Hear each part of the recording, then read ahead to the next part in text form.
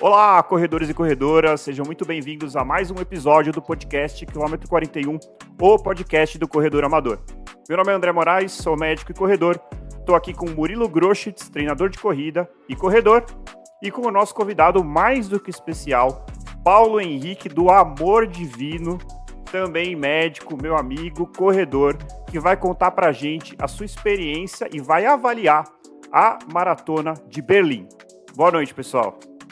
Boa noite, pessoal. Prazer estar novamente aqui com vocês. Paulo, obrigado aí por ter aceitado o nosso convite e passo a palavra para você. Boa noite, pessoal. Primeiramente, obrigado aí pelo convite. É um prazer enorme estar aqui compartilhando com vocês e com a audiência de vocês essa experiência. Bora lá falar sobre essa prova hiper especial para mim e para muitos. Maravilha. Paulo, eu vou tentar te chamar de Paulo e não de Paulinho, como eu estou acostumado, mas pode ser que eu mande uns Paulinhos aqui no meio. Mano, Cara, você que manda. Do jeito que acha melhor, pô.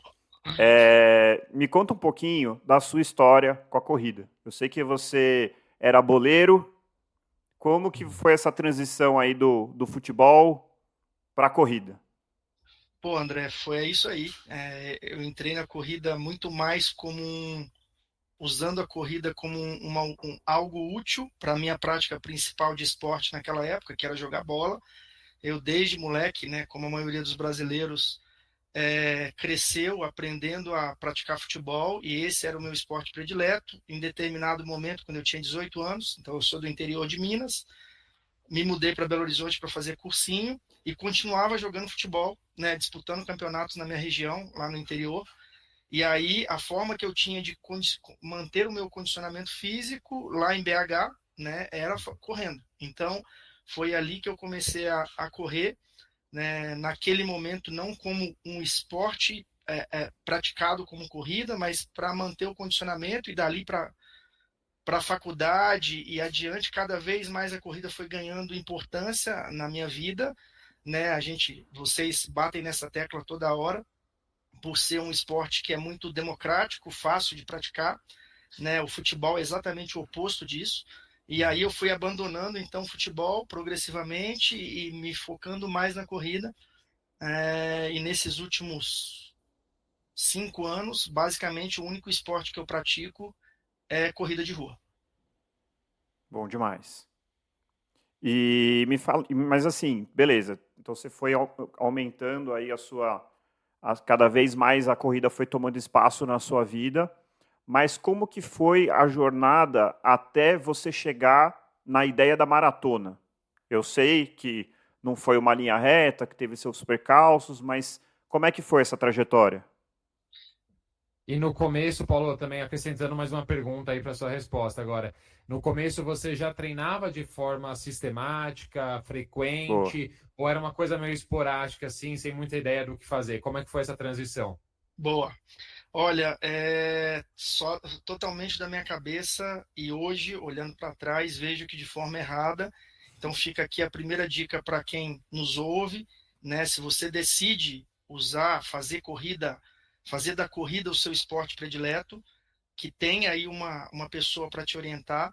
Eu, como médico, né, como na época estudante de medicina, achava que os meus conhecimentos eram suficientes para fazer bem feito a prática do esporte, mas não é.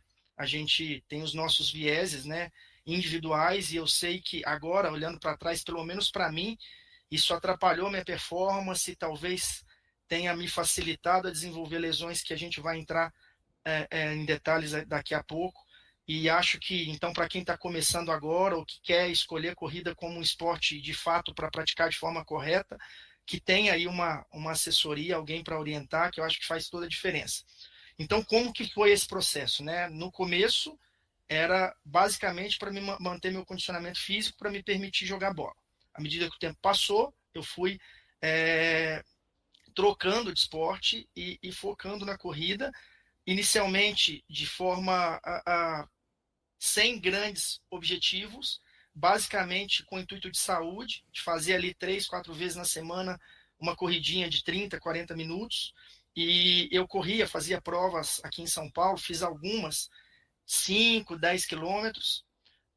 Aí durante a faculdade, 2009, 2010, eu não lembro exatamente as datas, eu corri 2 meias maratonas nesse período e consegui completar, mas assim, eu vou dar um exemplo do que aconteceu comigo em uma dessas corridas, né? Por falta de orientação, eu acabei atritando uma coxa com a outra e fazendo uma assadura no meio da coxa, porque eu não sabia que eu podia usar, por exemplo, um short de compressão, ou não buscava informação, ou não tinha quem me orientasse a respeito disso. Então, assim, algo que me atrapalhou, um detalhe simples, que vocês falam aqui, né, de não fazer diferente na prova, o que você não faz nos treinos, mas que naquele momento ali acabou acontecendo e atrapalhando a minha performance. Então, a decisão de correr a maratona ocorre anos depois da faculdade.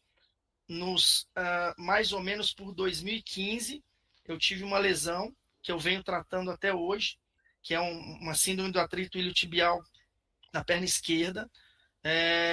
De lá para cá, várias vezes eu comecei a praticar de forma regular a atividade, voltava a ter dor, passava no médico, ia para fisioterapia, ficava algum tempo na físio, voltava a correr, sentia de novo a lesão, e isso foram mais ou menos aí 7, 8 anos da minha vida, né, sem conseguir tratar de forma adequada essa lesão, até que ano passado, né, vendo os meus colegas, o André é um deles, eu tenho o Sareta, que já veio aqui, o Thiago Marinho também, que já participou do podcast, sempre me estimulando, vamos lá, vamos fazer, você consegue, você tem um histórico legal de atividade física, tem tudo para dar certo. Então, a maratona veio para mim como algo que me obrigou a focar no tratamento adequado dessa lesão, porque até então eu não tinha feito isso de forma satisfatória. Eu decidi que eu iria tratar essa lesão ano passado e que eu finalizaria esse tratamento correndo uma maratona. Então, calhou de eu conseguir me inscrever na minha primeira maratona, já numa Major, que foi a Berlim, agora, desse ano, dia 29 de setembro, e de agosto do ano passado até agora, né, basicamente focado nesse grande projeto, foi o projeto do ano, me recuperar da lesão para conseguir fazer a prova e finalizar a prova, e aí a gente vai entrar em detalhes aí à medida que vocês forem fazendo as perguntas. Ô Paulo, eu fico impressionado, né? E ouvindo a sua história, eu fico pensando quantas pessoas que passam por situações semelhantes, no sentido de uma lesão chata, recorrente, e eventualmente, durante esse processo, acabam desistindo, né? Porque, pô, é muito frustrante. Você contou aí que foram anos com a mesma lesão que volta, e eu sei como é que é, infelizmente, né? E eu fico pensando nas pessoas que desistiram. Então, assim, eu acho que você ter tomado essa decisão de vou tratar direito e vou coroar esse tratamento com uma maratona é algo extremamente louvável aí e que pode servir de inspiração para muita gente que eventualmente está lidando com uma lesão recorrente, né? E a mensagem que eu acho é o seguinte: não é porque você tem a mesma lesão há 7, 8 anos que você fez tudo o que você podia ter feito para resolver essa lesão. O tempo que você tem essa lesão não significa que ela é intratável. Talvez seja só que você não procurou o tratamento adequado, ou que você não insistiu o suficiente, ou que você tentou de um jeito, mas o caminho é por outro.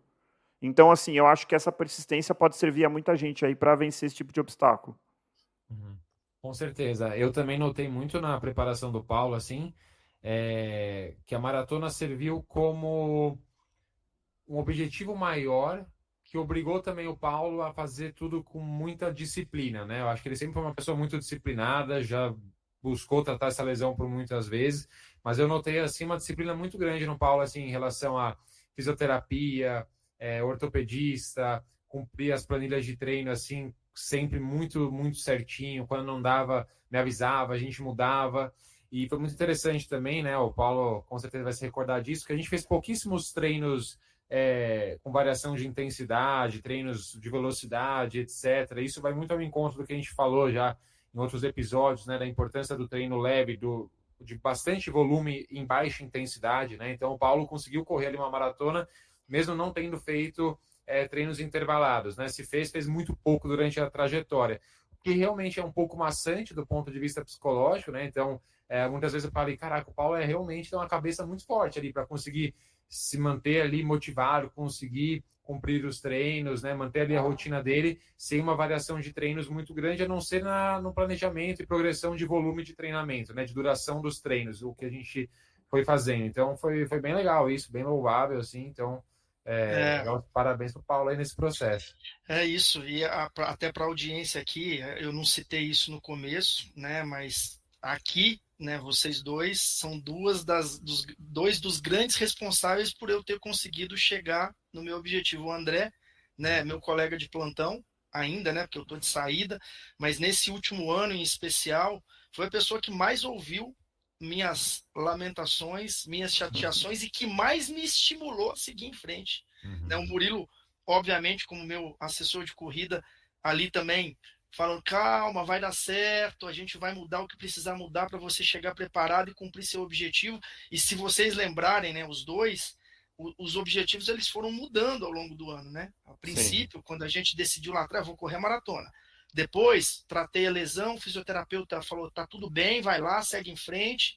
E aí voltava a ter dor, então num momento eu achei que ia ter uma performance boa, depois eu falei, não, agora o foco não é mais performance, o foco é conseguir cumprir a prova e bem. E mais do que a prova, porque se a prova não tivesse dado certo também, se eu tivesse chegado lá e tivesse dor e tivesse que parar de correr, o processo valeu muito a pena. Então, para quem quer correr a maratona, né, que está buscando a sua primeira ou a 10ª, eu acho que isso é muito individual, mas para mim o que mais valeu a pena, né, porque foi uma só que eu corri até agora, foi o processo, né, os treinos, a disciplina, a mudança de hábito, dormir mais cedo, me preocupar com o meu padrão de sono, me preocupar com o que eu vou comer no café da manhã, o que eu vou comer no jantar na véspera do treino longo. Isso aí é mudança de hábito, né? E é isso que talvez seja, para mim pelo menos, foi a grande chave do processo. Eu consegui completar. O meu objetivo foi cumprido. Mas se não tivesse sido, teria valido a pena da mesma forma. Cara, eu tô impressionado porque eu ia puxar exatamente esse ponto, que assim, que como você falou, eu acompanhei todo o processo e acho que você se destacou nesse sentido, que é uma coisa que eu senti e que às vezes eu tenho dúvidas de que se todos sentem isso, que é apreciar o processo de treinamento, né? A maratona, ela é legal demais correr o dia, né? Eu acabei de correr minha segunda e eu durante a prova eu pensei assim, cara, poucas coisas são mais legais do que isso aqui. Eu pensei isso durante a prova. Mas assim, correr a prova, putz, é legal demais. Cruzar a linha de chegada é espetacular. Mas se você consegue apreciar o processo, aí você está vivendo mesmo a experiência de correr uma maratona. Porque o processo é muito legal. É aquele sábado que você acorda cedo, faz o treino e você fica com um bem-estar que dura o dia inteiro. Claro que nem todo mundo sente isso. Tem gente que fica cansado e de mau humor. Mas acho que não era o caso do Paulo e não é o meu caso. Eu fico eufórico durante o resto do dia depois de um treino longo. Essa coisa de a cada treino você subir. Pô, hoje eu corri 15, 18, 20, 25, 30, 32, que é muito legal. E eu percebi que você curtiu muito esse processo. E eu acho que isso faz toda a diferença, cara. Porque a pessoa que está contente com o que está fazendo, ela está liberando um monte de coisa boa, entendeu? Eu acho que isso ajudou muito. Por mais que você tenha sentido dor e duvidado do processo em vários momentos, você conseguiu se manter firme ali muito por conta disso. Porque você estava apreciando o processo. E às vezes, André e Murilo, quando a gente está vivendo o processo, a gente não consegue perceber isso, né? Hoje, eu estou falando deste processo olhando para trás.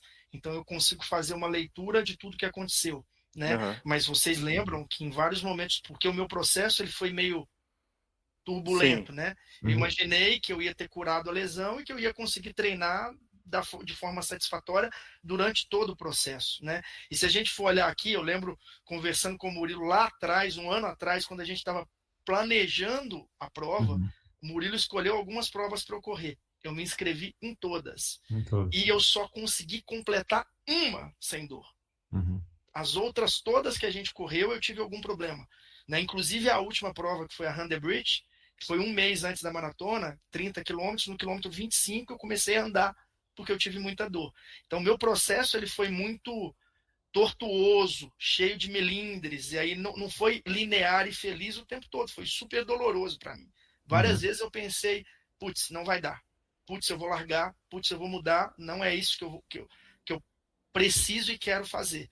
Mas eu fui mantendo o foco, acho que o foco ali, como você falou, o que você pedia para eu fazer, eu fazia, eu cumpria a planilha direitinho, e cheguei lá e falei, cara, o que eu pude fazer, eu fiz, e agora eu vou curtir esse dia, e se der certo, maravilha, se não der certo, claro que eu não vou estar tão feliz quanto se der certo, imagino, mas vai valer a pena igual, porque o processo foi cumprido com exatidão, do jeito que a gente tinha planejado. Para quem está ouvindo a gente, né, e talvez nunca tenha feito uma maratona, mas pensa em fazer, às vezes a gente ouve a história de pessoas que correram uma major, né, que deu tudo certo, e a gente fala, nossa, que bonito, né? Mas não, às vezes na realidade as coisas acontecem de formas diferentes, como o Paulo falou, né? Os altos e baixos, a necessidade de você reformular os seus objetivos, assim como a vida é, né? E o dia da prova é só um dia dentre talvez 90, 120, 150 dias, né? 3 a 5 meses ali de preparação específica para uma prova. E eu percebo muito assim, quando eu estou treinando para uma prova, seja uma maratona, uma meia maratona, 5, 10 quilômetros, qualquer prova que eu tenha como objetivo principal, é um processo de autoconhecimento, né? Como a gente vai se conhecendo melhor, a gente cria um senso de responsabilidade muito grande em outras áreas da nossa vida, então uma necessidade de alinhar os nossos treinos com compromissos pessoais, compromissos profissionais, a necessidade de a gente cuidar melhor da nossa alimentação, do nosso sono, tudo isso é muito interessante. Parece que tudo na vida começa a melhorar, só porque a gente está ali focado na maratona, né? Hoje mesmo, eu estava lendo um pouco sobre que a resistência à fadiga através de melhora do lado psicológico, né, dos treinos e como isso repercute em outras áreas da vida, né? Então a gente acaba ficando mais resistente não só na corrida, mas também em outras áreas da vida. Então isso é muito legal. O processo é maravilhoso. O dia da prova é só um dia dentre vários outros. Isso é bem bacana. Maravilha. Então, vamos passar para a segunda parte aqui e a gente vai pegar o nosso quadro avaliando provas e quem vai avaliar é quem correu. Eu, infelizmente, ainda não corri a Maratona de Berlim, espero correr um dia. Eu vou pedir para o Paulo avaliar e dar de 1 a 5 estrelas para cada um dos nossos itens pré-determinados aqui. Então, assim, falando de Major, o primeiro item já é um ponto crítico aqui, que é custo-benefício. Como que você avalia o custo-benefício, né, da Maratona de Berlim? Obviamente não é barato, mas eu quero ouvir como que você avalia. De 1 a 5 estrelas. Olha, André, aqui, assim, pra gente, né, que tá no Brasil e paga as coisas em dólar ou em euro, que sempre está muito valorizado em relação ao nosso real, é uma prova cara. E não é só a inscrição que é cara, né? Eu vou falar de quanto eu gastei. Foi 225 euros, mais ou menos, o valor da inscrição, com uma taxa, caso eu não conseguisse correr a prova, eu teria meu dinheiro de volta, que eram uns 25 euros. Então, a inscrição em si é ao redor de 200 euros, pelo menos foi assim em 2024.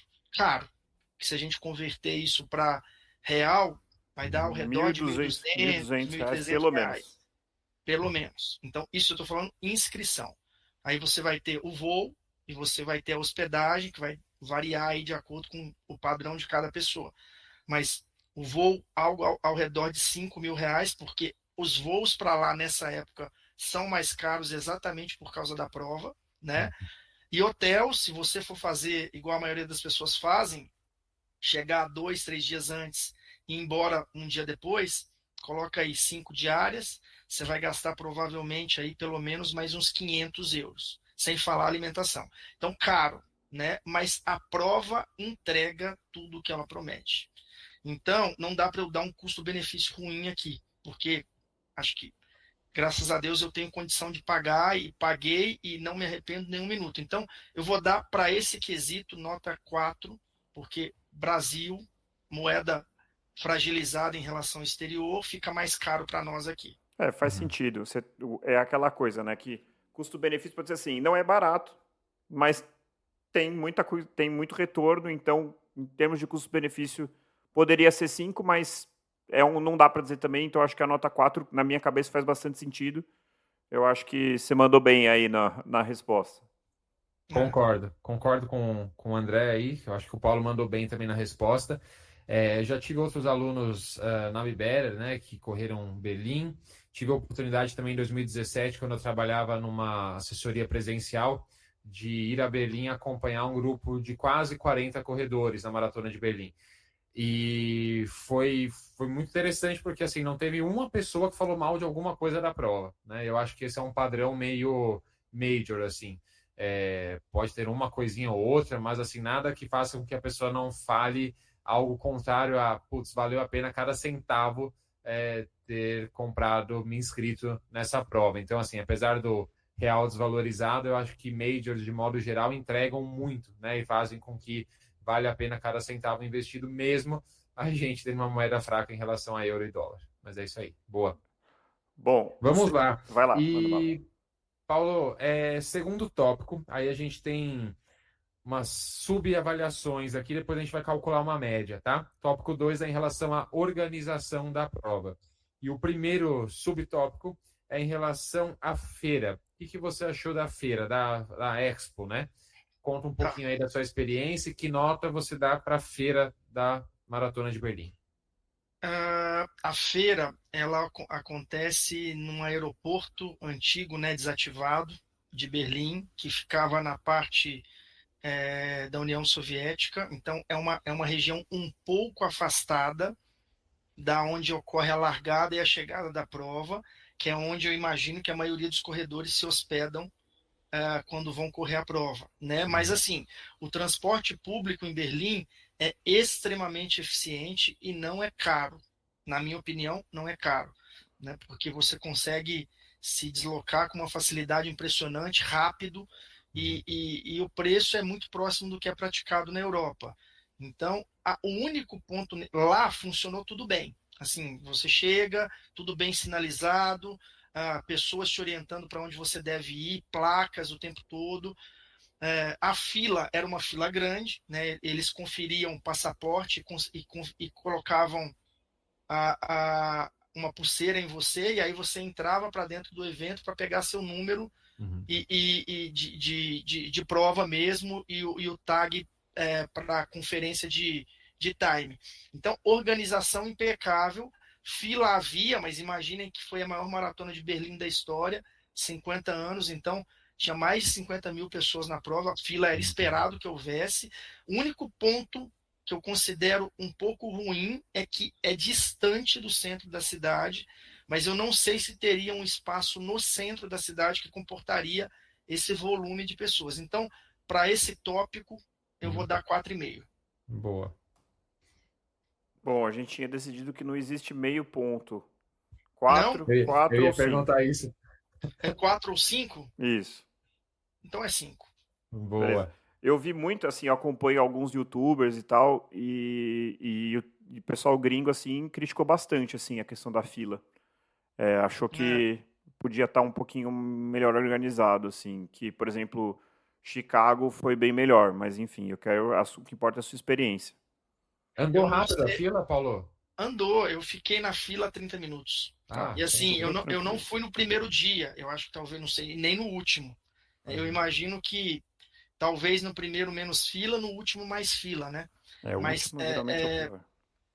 eu cheguei lá meio do dia, assim, fiquei uns 30 minutos, aí a Priscila eu estava com a minha esposa, a minha filhinha, elas não me acompanharam, ficaram lá olhando outras coisas enquanto eu percorria a fila ali. Depois da fila, quando eu cheguei no momento ali de mostrar o passaporte e me identificar, aí foi 10 minutos, eu peguei o kit e voltei. E me fala uma coisa, em termos de loja, compras, valia a pena ou você nem perdeu tempo com isso? Não perdi tempo, mas tinha muita coisa, só que estava lotado. Qualquer stand que você olhava estava abarrotado de gente. Assim, imagina uma balada cheia de gente, você tendo que andar assim.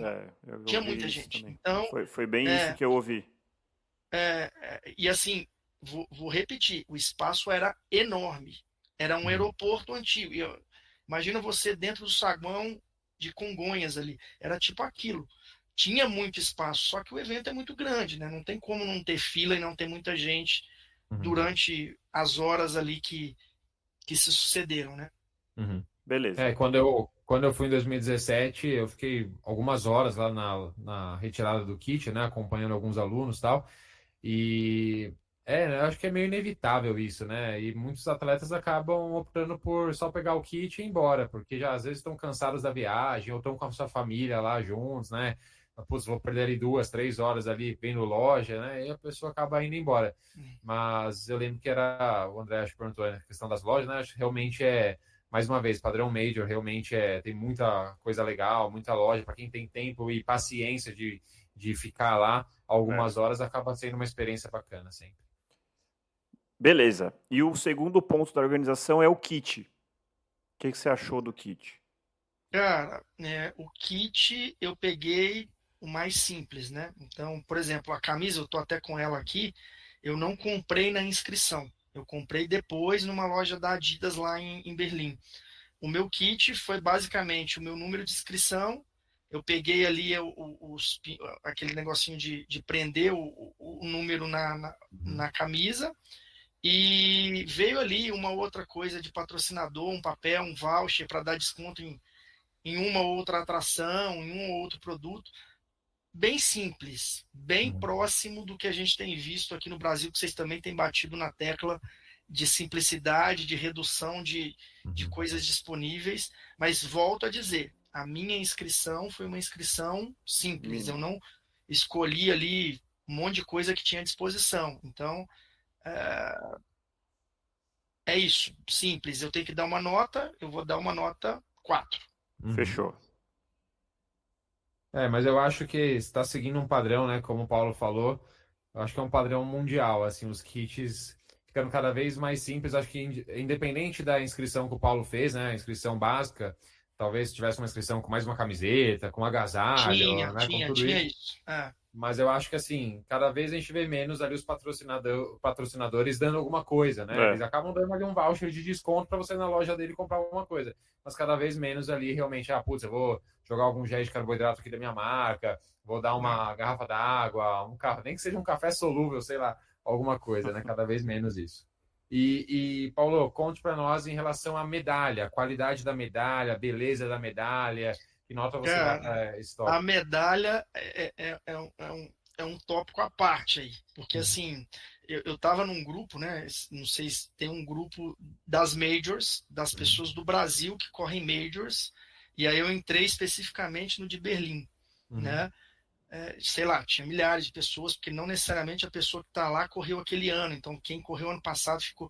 Eu, como não gosto de muita mensagem, eu acabei saindo desse grupo. Mas era impressionante. Assim, a galera, depois da maratona, pegou a medalha. Eu vou levar a medalha para passear, sei lá onde. E a galera ficava andando com a medalha. Eu em Praga, depois eu em Munique, porque eu fiquei depois da maratona para conhecer um pouquinho ali da região da Alemanha e da República Tcheca. Eu vi pessoas com camisa, com agasalho e com a medalha, passeando. Imagina você estar turistando em algum lugar com a medalha da maratona. Então, ela é realmente linda. A pergunta de vocês é se vale a pena, se ela é bonita. Linda, maravilhosa. A mais bonita que eu tenho é isso aí. Essa aqui. Aí. Bonita. Bonita. Não sei se vai dar para ver, mas é mais ou menos esse símbolo aqui dos 50 anos. Legal. Que tem na camisa. Dourada, com detalhe prateado. Bem legal. Então, a data da prova escrita, né? Coisa que às vezes a gente não vê, né? Dá mó raiva. Às vezes, sei lá, você faz circuito track and field de corrida. Desculpa, nem sei se eles estão pondo agora, nem me lembro. Mas eu lembro que por muito tempo não se colocava a data. Então você faz, sei lá, 10 etapas no ano, aí você não sabe mais qual medalha é qual. Todas iguais, eles não botam o nome da nem a data. Né? Tinha a opção de você comprar para gravar seu tempo oficial ali depois. Tem sido um padrão. Eu não comprei, mas havia essa opção. E aí, para quem quiser fazer isso, já adianto que a fila pós-maratona para isso é gigantesca. Nossa. Então, talvez não fazer no dia. Se você quer gravar ali o seu nome, o tempo, não faça no dia da maratona, faça no dia seguinte ou em outro dia, porque na loja da patrocinadora, no caso era Adidas, nas lojas na cidade eles estavam gravando. Então fica legal. aí a dica para quem escolher Boa dica, hein? fazer boa. isso. Bom, 5 estrelas então para a medalha, é isso? 5 estrelas, 5 estrelas. Fechou. E a largada, cara? Desculpa aí, eu não lembro se quem que tinha feito a última, o Murilo. Fui eu que errei. Tá, a largada. Olha, eu nunca participei de uma major, então o meu comentário vai ser em cima só desta prova, e acho que é até bom, porque eu não vou ter viés de outras, mas eu achei hiper organizado, né? Distante, né? Aqui no Brasil a gente está acostumado a vai largar no Pacaembu. Você vai para o Pacaembu, é um espaço ali que é grande, mas não é nada demais. Agora eu sei que não é nada demais. E ali você se organiza de acordo com o seu tempo previsto de prova. Lá você anda, eu acho que entre o portão de Brandemburgo até o ponto onde foi a minha onda de largada, eu devo ter andado mais de 1 quilômetro para chegar. É muito grande, Então, né? assim, tem que chegar cedo.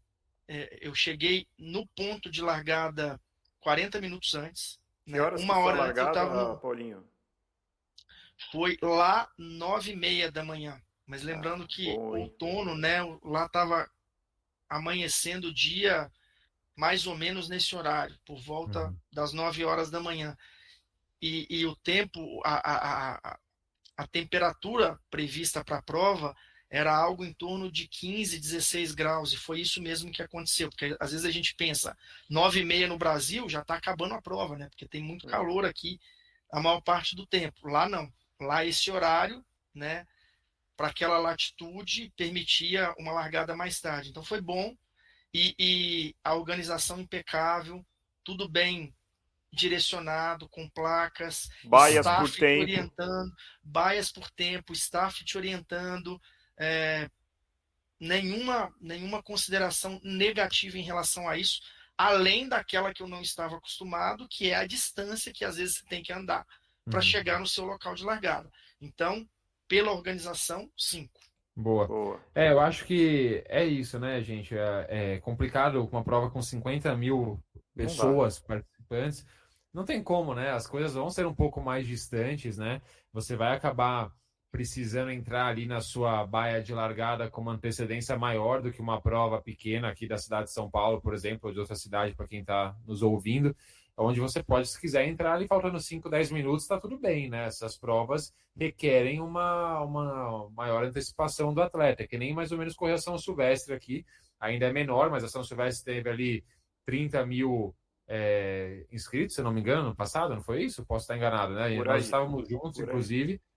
Eu lembro que a gente acho que foi para a largada ali faltando uma meia hora e assim, dava para ter sido até mais tempo, né? Caso a gente quisesse avançar mais ali.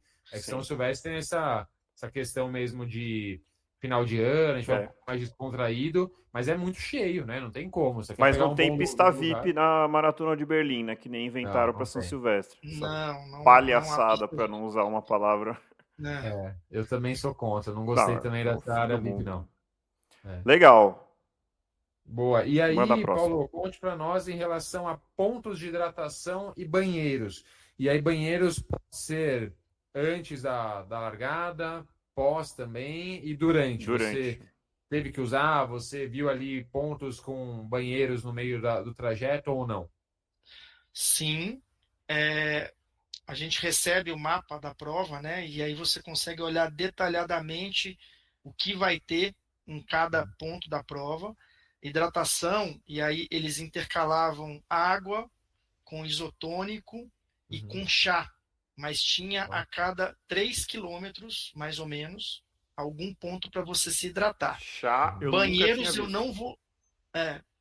Cara, eu também. E não é certo, tá? O que? Não é certo. O chá. Mas eu tomei. Eu quero deixar claro que não é certo. Porque eu fiquei curioso ali na hora. Falei, eu tô aqui para curtir, eu vou tomar um pouquinho. Tomei e foi tudo bem. Mas, então, hidratação maravilhosa. Nenhum momento senti sede.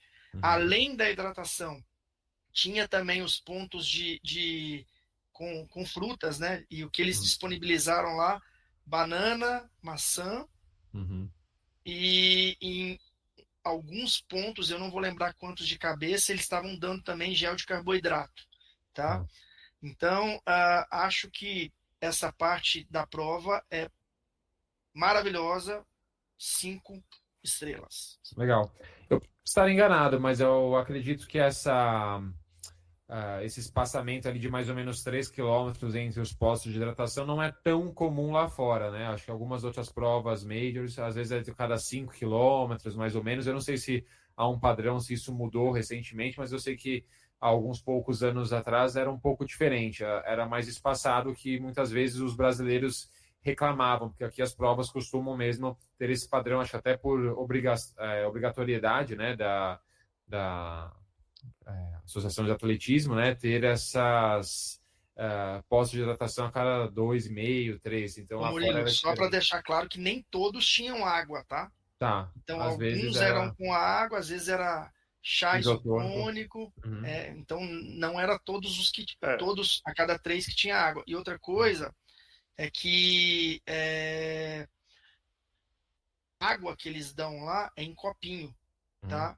Sim. Então, para mim é mais difícil tomar, porque eu estava É acostumado muito mais correndo, difícil. tomar. Então, a água vai voando, você não consegue ali fazer com que a maioria da água entre de fato para dentro. Acho que a maioria sai. E aí eu via, tinha algum grau de congestionamento, porque as pessoas pegavam a água e andavam para conseguir tomar. E aí ia dando aquela aglomeração perto dos pontos de hidratação. Isso aí é um ponto negativo, mas que não cabe à organização da prova, eu acho, né? É muito questão mais o bom senso ambiental. de quem está correndo, né? Fora do Brasil, estão em processo de proibir plásticos de uso único, né? O que eu acho que faz todo sentido do mundo. Então, preparem-se para que vai ser tudo copinho. Você me deu uma ideia, eu vou fazer um reel para postar no Instagram de como tomar água no copinho. Mas, basicamente, você tem que pegar o copinho, joga metade fora, dobra a borda e aí faz assim. É a melhor maneira. Rapaz. Se você pegar o copo cheio e começar a correr e tentar tomar, você vai... É o que eu fazia. Vai água no rosto inteiro. Inteiro, exato. Aí, os últimos postos de hidratação que eu fazia, eu andava. Eu pegava o copo, ia dando saía da muvuca com ele ali. O que sobrava, eu andava um pouquinho, tomava e depois descartava. E muitos pontos, alguns metros depois, 100, 200 metros depois, para você descartar o copo, para evitar que você fique jogando tudo na rua e depois as pessoas tenham que recolher. Você sabe que essa prática, desculpa, Murilo, essa prática de... Aqui vai uma dica, um discreto puxão de orelha. Quando você for buscar a sua água nos pontos de hidratação, nunca pegue a água e pare. Você tem todo o direito de andar para tomar. Pegue a sua água correndo, vai para o canto, geralmente você pega a água na direita, vai para a esquerda, quer tomar andando, não tem problema nenhum, só não faça isso no ponto de hidratação. É impressionante como toda vez fica tumultuado por conta disso, que a pessoa vem correndo, pega o copo, tenta tomar correndo, não consegue, aí ela para. Só que ela para colado do ponto de hidratação. Não faça isso. Eu vi alguns acidentes, pequenos acidentes, não tem como. Mas vi, tipo, da pessoa tá correndo e aí alguém para do nada para tomar água, a pessoa colide na da frente. É isso. Assim, é um choque pequeno, chance pequena de lesionar e atrapalhar de forma importante a prova de um dos dois, mas pode acontecer, né? Você freia, torce o pé não ali. Tem como. Não tem como. É mais ou menos que nem quando acaba a prova, né? Você passou ali o pórtico de chegada. Poxa, continua correndo, continua no trote, tudo bem, você tá cansado, mas vai pra frente. O pessoal para, quer cumprimentar o familiar que tá ali do lado da grade, quer tirar foto. Aí, putz, não, anda, senão causa muvuca. E só uma curiosidade, Paulo. O Paulo entregou cerveja sem álcool na chegada? Tinha, cara, tinha cerveja e outras coisas, porque frio, né? Eu falei para vocês que a temperatura era ao redor de 15 graus, então uma coisa que eu não falei, eles recomendam, e não é obrigatório, mas é legal fazer isso, você ir com um agasalho, né, que você queira doar, né? E aí, lá na linha de largada, você deixa o agasalho no meio, ou em qualquer canto que você quiser ali, as pessoas vão deixando, e depois eles recolhem e doam isso para outras pessoas. E na chegada, como você doou o seu agasalho, eles deram, tinha uma fila, você tinha que pegar uma fila, mas era uma fila talvez 5 a 10 minutos, que eles deram um poncho para agasalhar, porque a temperatura estava baixa e não tinha sol. Isso eu cheguei, já era meio-dia e pouco. Teoricamente, um momento quente do dia, não tinha sol e estava muito frio. Até eu encontrar a Priscila, foi 1 hora depois para ela poder me dar a roupa e eu me agasalhar. Então, foi uma coisa legal da organização, porque às vezes você tem que comprar isso. Eu fui olhar Chicago agora, por exemplo, você tem que comprar. E lá não, lá eles disponibilizaram isso de forma gratuita para todo mundo. Acabei de me arrepender que eu não comprei o poncho de Chicago, cara. 2. Não dá para comprar ainda, talvez. É caro, pô, é caro. Brasileiro teimoso não quer pagar. Acho que era $15 por um negócio de plástico que você vai jogar fora. O problema é o negócio que você vai jogar fora, cara. Exato. Bom, manda a próxima aí, Murilo. Paulo, conte-nos sobre a beleza da prova. O que você achou da beleza? Tem algum... Só para recapitular, né? Nós fizemos o primeiro tópico, que foi custo-benefício. Tópico 2, organização, que nós tivemos 5 subtópicos. Agora nós estamos no terceiro tópico mesmo, que é a beleza. Beleza inclui público, pessoas na rua? Não, a gente vai ter um quinto tópico, é torcida / público. Tá, então, o Paulo beleza. Quer falar se as pessoas eram bonitas ou não na rua? Não. Eu tô brincando. Vou chegar lá. Mas beleza, então, é o segundo ponto mais forte da prova, na minha opinião. Porque o primeiro ainda vai vir, que eu vou falar mais pra frente. Mas, cara, e assim, eu não fui correr com a intenção, vocês sabem bem, eu não fui para performar. Meu objetivo 1 era completar a prova. Então, eu fui num pace tranquilíssimo, e aí eu consegui aproveitar de verdade a cidade. Como eu cheguei em Berlim 1 semana antes, a maioria dos pontos que a prova passa, e ela passa nos principais pontos turísticos da cidade, eu já conhecia. Então eu consegui ver por um ângulo diferente. Linda, maravilhosa, espetacular. Só adjetivos bons aqui. A prova, além de plana, de reta, de clima agradável, ela tem... A cidade é muito bonita. Os edifícios antigos e novos são muito bonitos. Você consegue ver o contraste do momento atual da Alemanha com a época da guerra. A gente passa já do quilômetro 38, mais ou menos, perto de uma igreja famosa lá, que é uma igreja que tem uma parte do mais alta da igreja ainda com sequelas da Segunda Guerra Mundial, que foi bombardeada e tal. Então você consegue ver, você vai vendo as coisas da época da guerra e a Berlim moderna, né, que é muito verde, que tem muitos parques. Então a beleza, nota, se eu pudesse dar 10, equivale a 10, é 5, vai. Boa. Você sabe que você acabou de Daria mais. Você me acabou de me dar uma ideia de um novo tópico, que é o potencial turístico da prova. Acho que a gente gigante. Berlim é... Legal. Não tem como, né? Acho que as viagens internacionais, não que as nacionais não tenham, né? Mas a gente acaba tendo esse lado que você consegue unir um turismo que talvez você não... Assim, não é uma crítica, né? Mas traçando um paralelo com São Paulo, né? As grandes provas de São Paulo percorrem o centro histórico, né? Que é um centro histórico que vem melhorando, mas que ainda precisa de muito mais para ficar próximo, né, em termos de beleza e de atratividade de uma prova dessas, por exemplo. Mas tem potencial, né? Tem muito potencial. Tem muito potencial, porque é uma região muito bonita. Com certeza. Mas ainda aquém do que necessita e do que pode ofertar para o turista. Eu já recomendei esse canal aqui, eu vou recomendar de novo o canal São Paulo nas Alturas, que ele recentemente postou um vídeo que é muito legal, que é os 10 mandamentos do centro histórico.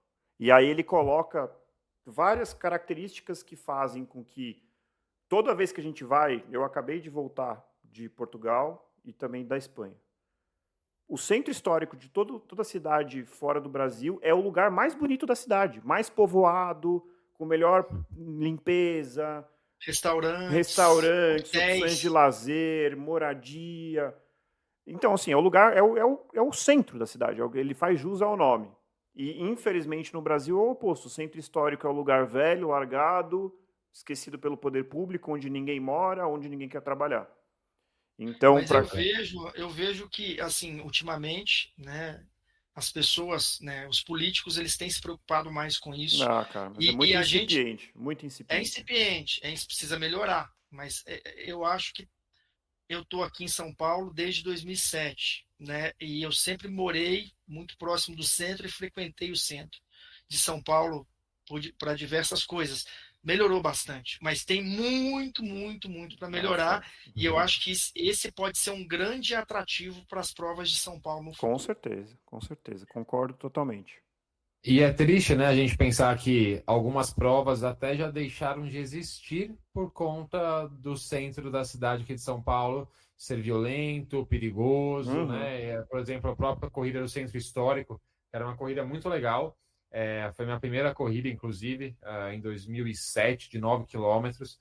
É uma corrida super bacana, passava ali na região que, se eu não me engano, deixou de existir por conta de violência, né? Então eu fico imaginando, poxa, a pessoa precisa chegar ali 1 hora antes, às vezes ainda meio muito cedo, escuro, né? Poxa, a gente é homem, mas eu fico pensando uma mulher chegando sozinha ali, sabe, estacionando seu carro ou chegando de Uber, é muito complicado, né? A gente teve um episódio ali só com as mulheres ali que elas mencionam essa questão da insegurança delas frequentarem lugares muito cedo ou tarde da noite para correr. E é complicado, né? É uma realidade, mas é isso, tem potencial, quem sabe no futuro, como o Paulo falou, as coisas caminhando aí devagarinho, mas quem sabe não melhora, né? Isso aí. Tomara. Ô Paulo, eu sei que você não foi para performance, mas você até já pincelou como que é a prova em relação à altimetria e clima. São 2 tópicos diferentes, né? Subtópicos. O tópico é performance, e um subtópico é altimetria, e o outro é tempo, clima. Isso, exatamente. Tá, então, performance então, dividido entre altimetria e tempo, exato. Tá. Altimetria, nota 5, porque é uma prova muito plana. Eu me lembro de 1 ou 2 pequenas subidas que nem senti, porque eram curtas, ou eu não sei se eu estava tão empolgado que não pareceu problemático para mim nos momentos em que eu passei por elas. E a maioria do tempo, acho que 98% da prova, você está correndo reto, plano.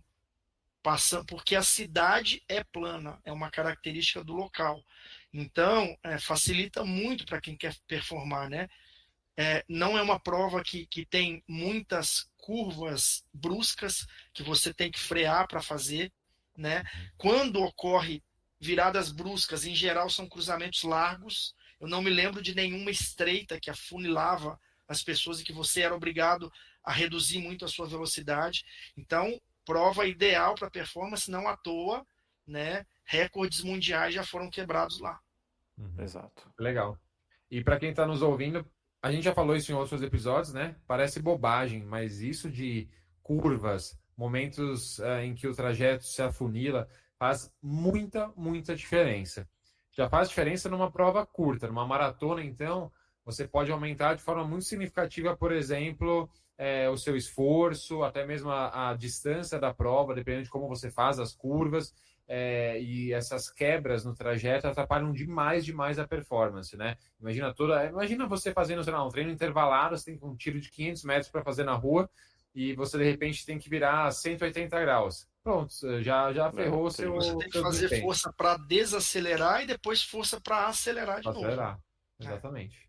Eu passei por uma experiência recente aí que aguardem próximos episódios que eu vou contar que é bem isso daí. Muda muito, não é só altimetria, não é só clima, mas essas curvas fazem muita diferença.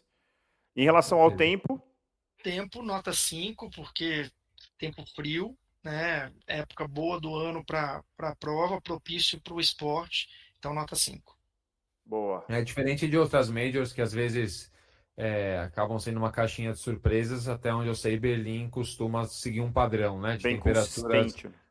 amenas, difícil passar ali de 15, 20 graus, a largada sempre perto de uns 10, 12. É isso aí. Sempre dessa forma, né? E Paulo, conta aí, você já ia falar anteriormente, perguntou se havia esse tópico ou não. Conte-nos sobre a torcida, o público. Cara, isso aí, Murilo, para mim foi o ponto auge, ponto alto, mais alto, né? Porque foram várias coisas boas, mas essa supera Uhum, todas as outras. O apoio, assim, do metro 1 ao quilômetro 42, centésimo, 95º metro, uhum, apoio massivo, maciço de pessoas na rua gritando, apoiando, e gente de todas as idades, um monte de. Eu acho que a tradição lá é tão forte que as famílias vão para a rua. Não é que vai o marido, a esposa, vai o marido, a esposa e 2, 3 filhos. uhum. Ou o velhinho, assim, teve um momento da prova, mais ou menos no meio, que eu vi um senhor, ele devia ter uns 80 anos, de cadeira de rodas, Que legal. com oxigênio no nariz, Caramba. fazendo isso para quem estava passando. Nesse momento, meu olho encheu de água aqui. Eu quase chorei, cara, correndo a prova. Porque você fala, puxa, que coisa legal, velho. Como o esporte contagia e faz as pessoas se mexerem. E assim, não é que aquela pessoa, não sei, não é que ela tinha ali um ente querido correndo a prova e ela foi lá para apoiar. Estava apoiando quem passava ali, era 50 mil pessoas passando, entendeu? E faz muita diferença. Em Uhum. vários momentos, eu estava no meio, assim, sei lá, imagina uma rua, eu estava no meio da rua, correndo no meio da rua. E aí eu via do lado de lá uma criancinha olhando para mim com a mãozinha assim. Eu dava a volta, ia pro lado de lá para bater na mão da criancinha. Isso aí dá uma força, uma energia para você seguir em frente. Ainda mais para mim que tive uma preparação meio que aos trancos e barrancos aí por causa da lesão e tive dor durante a prova. Isso aí me ajudou demais. Então, assim, o apoio das pessoas, para mim, foi o ponto auge da prova e pelo menos para mim, para o meu objetivo, ajudou demais. E assim, eu nunca na minha vida parei para pensar. Eu vi o André falando disso em algum episódio aí, que ele não poderia criticar porque ele não vai para a rua apoiar as pessoas. Agora, eu considero fortemente ir, porque eu vi a grande diferença que isso faz para quem está ali dentro da prova, de repente em algum momento de fragilidade, pensando se você vai conseguir, brigando com você mesmo aqui dentro da cabeça, ou sentindo um desconforto na perna, no peito, no braço. Aquele apoio ali pode ser relevante para você seguir em frente ou abandonar. Então, nota 5, né? O máximo que eu posso dar. Muito Muito bom. legal. E como que depois de ver um senhor, né, nessas condições torcendo, como é que você não vai terminar essa prova, né? Nem que seja rastejando, Meu você vai amigo, terminar. esse senhor, ele estava, sei lá, no quilômetro 30, mais ou menos. E eu tinha tido dor no quilômetro 25, 26, para variar, minha dor sempre vem por aí. E aí, ali, eu estava ainda naquele momento assim, será que vai dar? Será que não vai dar? Será que eu acelero? Será que eu continuo como eu estou aqui? Esse cara me fez acelerar. Eu falei, daqui, depois de ver isso aqui, eu vou terminar isso aqui, nem que seja mancando, estrupiado, mas eu vou chegar lá. Ajudou demais. E depois E dele, não à toa, se você for olhar, acho que você avaliou ali a minha corrida, olhou ali, foi do 30 em diante que eu acelerei. sim, foi Coincidiu depois. ver esse senhorzinho ali daquele jeitinho, batendo uma palminha por segundo, bem devagar, bem lentinho, mas com aquela. O jeitão dele ali me cativou e me estimulou. Foi tipo um turbo, Um turbo. aditivou minhas pernas. Que legal, Bom Paulo. demais. E você mencionou, né, o fato de ter atravessado a rua, por exemplo, para bater na mão ali da criancinha e tal.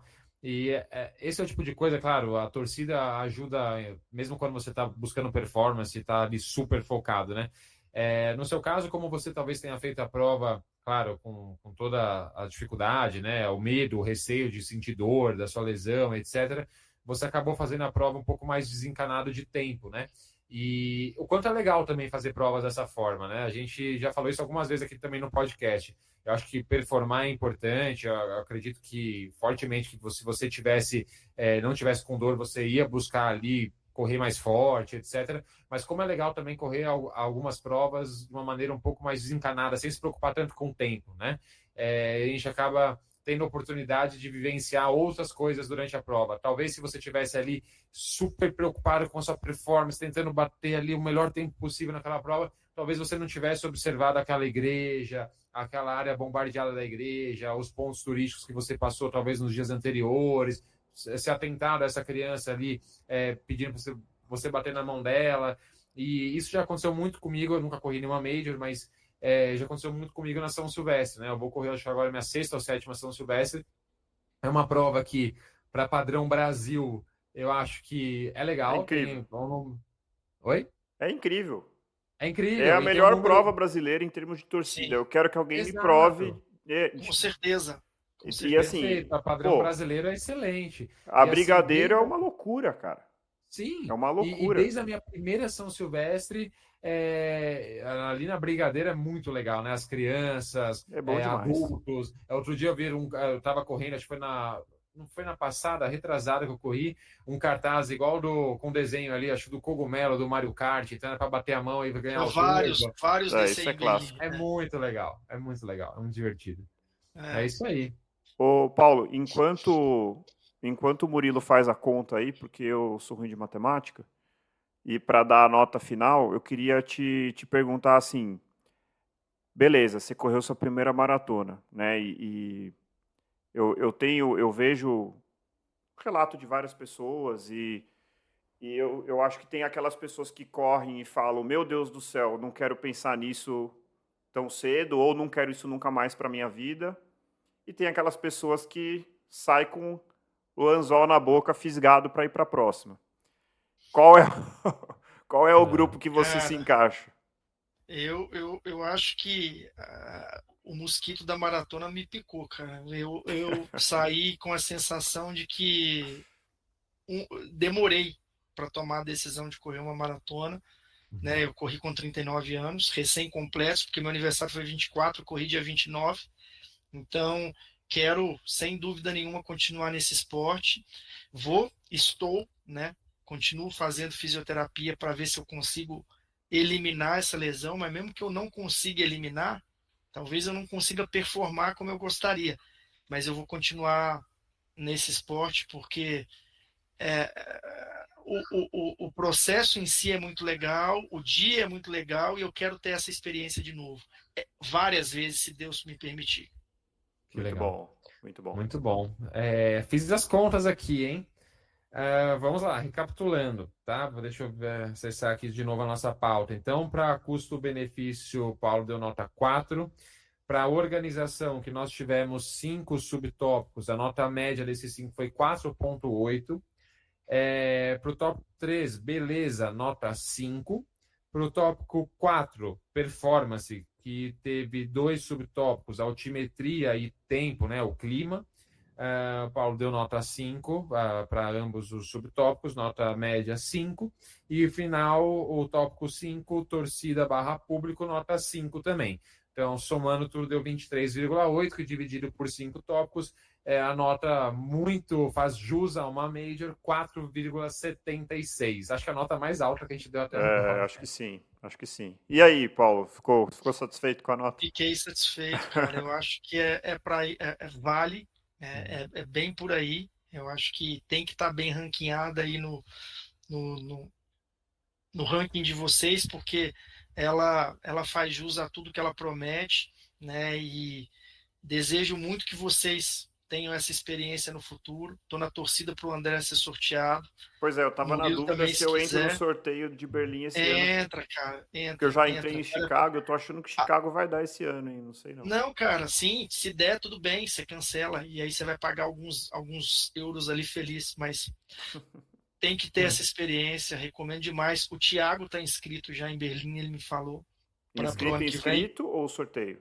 Inscrito. Então, se você for para lá, você vai ter já um parceiro de viagem aí. O Thiago veio, né, participou do podcast há algum tempo atrás. Isso, o Thiago já está convidado para gravar sobre Chicago, que é uma major que a gente não tem ainda episódio. E eu cheguei à conclusão aqui que Só faltou duas coisas para a gente chegar na nota 5, hein? A perfeição nessa prova. Faltou a retirada do kit ser um local mais próximo, o que talvez fosse inviável, talvez talvez não houvesse um lugar com a capacidade de abrigar, né, de receber tantas pessoas. E faltou a gente ganhar em euro, né? Ganhando em euro, o custo-benefício seria bem melhor. Exatamente. Ou Isso seja, aí. talvez não seja culpa da prova, né? Não é da prova mesmo, definitivamente. Se perguntar para o europeu o que ele achou do preço, talvez ele fale, não, tá ok, ótimo Tá custo-benefício. tranquilo, é isso aí. Gente, não sei se o Murilo tem alguma pergunta final. Não, só agradecer o Paulo aí pela participação, né? Super bacana aí trazer esses relatos de pessoas que fizeram essas provas, as majors ou outras provas também, trazer essas opiniões diferentes, né? Que fogem ali do que o André pensaria, o que eu pensaria, trazer essas experiências. Acho que é muito engrandecedor aí para o nosso podcast, para as pessoas se motivarem, as pessoas se espelharem, seja para fazer uma major, seja para fazer uma maratona outra qualquer, seja no Brasil ou fora, mas eu acho que sempre é muito inspirador, né? Então, e mesmo ouvir as dificuldades que o Paulo passou, né, em relação às lesões, essa necessidade de recalcular ali o trajeto, né, no meio do processo, isso é muito legal, porque tem gente que se frustra, né, no primeiro obstáculo que tem que passar, a pessoa se frustra, acaba desistindo ali dos seus objetivos, e muitas vezes é só uma questão de recalcular um pouquinho ali Exatamente. o caminho, e é isso, nunca parar, seguir em frente, continuar se cuidando, tem uma lesão, se cuida. É muito legal o que o Paulo falou no começo sobre a importância, né, de buscar um profissional, seja o Murilo aqui, seja qualquer outro, né? Eu falo, eu tenho uma assessoria de corrida online e, putz, você quer treinar online legal, você quer ir para uma presencial bacana, com pessoas, né? Assim, você tem que encontrar o que se encaixa no seu perfil, mas independente de qual é o seu perfil, é importante que você tenha um acompanhamento profissional. Isso aumenta muito as chances de êxito, de você não se machucar, ou de se você está machucado ou se machucou, o que fazer nessas situações, né? Então, o Paulo ali se cercou de pessoas, né? Então, eu como treinador, o médico, o fisioterapeuta, tudo isso fez com que o Paulo alcançasse ali o seu objetivo. O André, como amigo ali próximo, que foi ali o ombro amigo muitas vezes, né? Ouviu bastante ali, né? Tem um papel meu aí que foi o seguinte, que o Paulo não falou, que foi a Verdade. inscrição. Eu falei, Paulo, você já entrou na loteria de Berlim? Quando? Qual? Como que faz? Falei, tá aqui o link, meu amigo. Você tem até Foi. amanhã para você. E Devo, aí eu falei, devo eu já essa. fiz a minha. Vamos junto. O que que aconteceu? Ele foi sorteado, eu não. Mas Nossa, eu tinha esquecido disso, eu lembro. E eu lembro, nossa, eu não vou encontrar aqui, mas tem um áudio do André que eu ri demais, assim. Ele super feliz pelo Paulo, mas falou, cara, que sacanagem, né? Eu que passei a letra para ele, eu me dei mal Foi aqui, não isso foi aí. inscrito. Aqui, ó. E agora o André acabou de passar a letra para mim faz uns 3 dias que estava acabando a inscrição da loteria de Chicago. Uhum. Aí é fiz isso, isso ontem, mas dessa vez os dois serão sorteados. isso Depois a aí, isso gente aí. volta a falar disso. Vou... Muito bom. Gente, antes de eu agradecer o Paulo, eu quero convidar nossos ouvintes que chegaram até aqui para curtir esse vídeo se você estiver vendo no YouTube, se inscrever no nosso canal, curtir e avaliar o nosso episódio se você estiver ouvindo no Spotify, compartilhar com aquele seu amigo corredor, aquela pessoa que às vezes está querendo escolher uma prova, que eu acho que esse episódio se encaixa muito bem. E não deixar de acompanhar a gente também no Instagram, onde a gente tem conteúdos exclusivos. Não somos só podcast, somos uma conta no Instagram que tem Reel 2 vezes por semana, que a gente está sempre postando dicas, e principalmente aonde a gente quer criar uma comunidade de corredores amadores entusiastas desse esporte. Beleza? E, aproveitando que o Paulo está aqui, que é um nosso apoiador. O Paulo, além de amigo, é um apoiador do podcast. Se você realmente gosta do que a gente faz aqui, entra lá no nosso Apoia-se, o link está na bio do Instagram, e faça sua contribuição. Se não for fazer falta para vocês, ajuda demais a gente. Beleza? Posso fazer um merchandise aqui para vocês? Pode. Claro. Então vamos lá.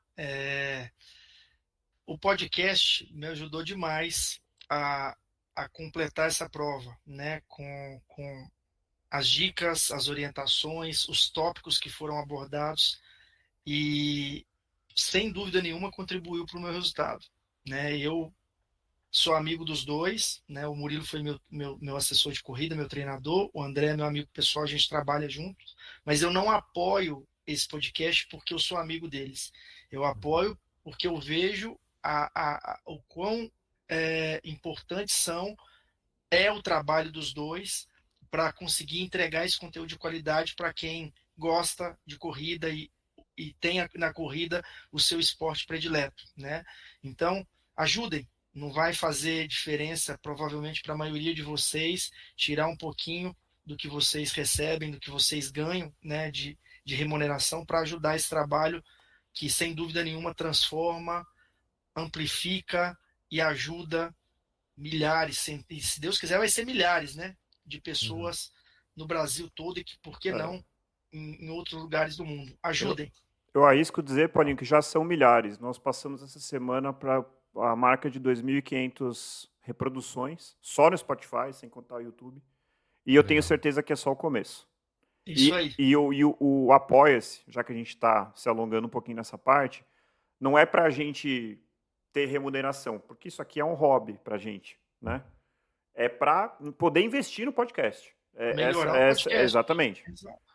Essa é a ideia.